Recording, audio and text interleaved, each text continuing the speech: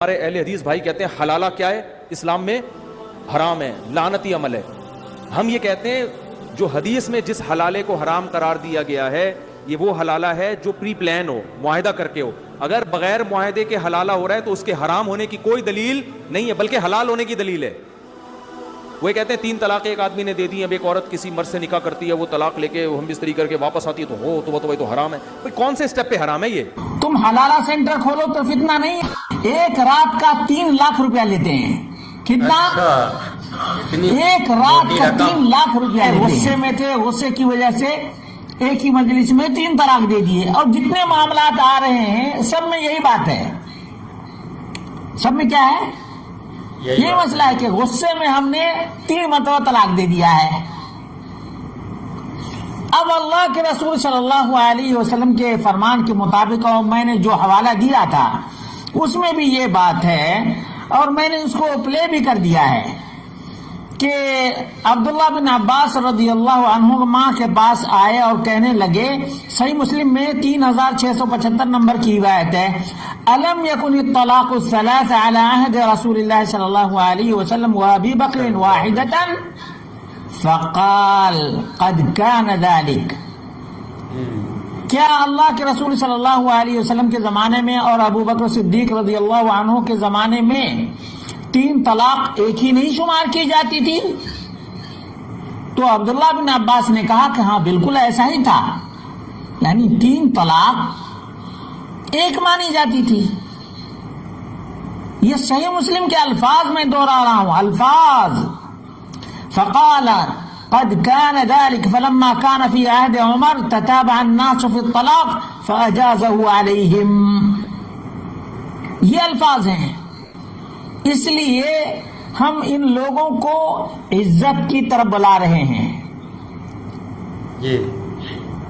احترام اور کرامت کی طرف بلا رہے ہیں، حرام سے بچانے کی کوشش کر رہے ہیں، قرآنی آیات پیش کر رہے ہیں، اور نبی اکرم صلی اللہ علیہ وسلم کے فرامین پیش کر رہے ہیں، صحابہ کا تعامل پیش کر رہے ہیں۔ اس کے باوجود اس طرح سے ہنگامہ آرائی کرنا۔ اچھا کتاب دکھا دیں۔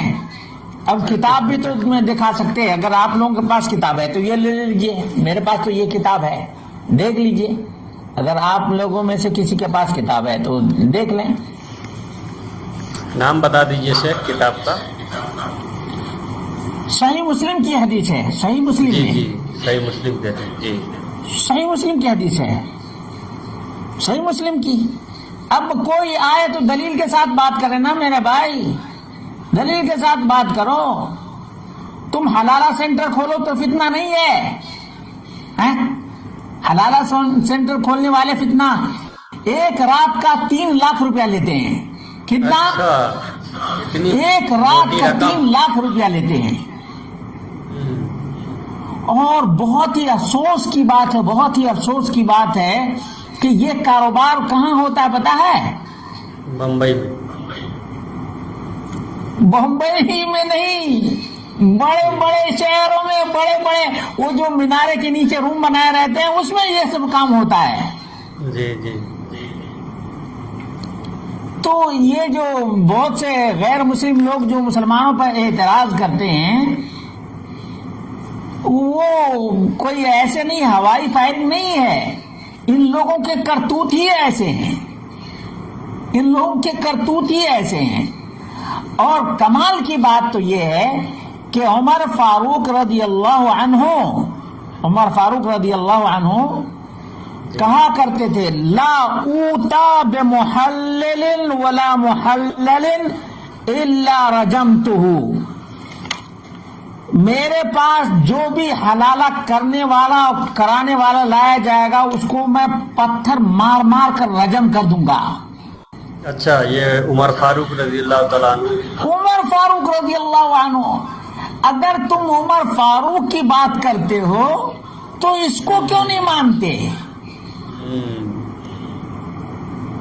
اس کو کیوں نہیں مانتے کہ عمر فاروق رضی اللہ عنہ نے حلالہ کرنے اور کرانے والے دونوں کو رجم کرنے کی بات کی ہے؟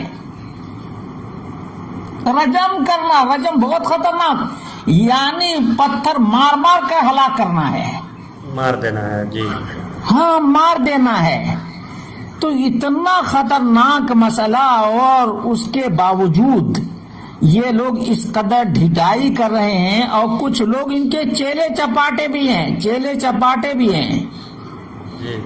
جو اس طرح سے ڈیفینڈ کرتے رہتے ہیں. اللہ رب العالمین ایسے لوگوں کو ہدایت دے.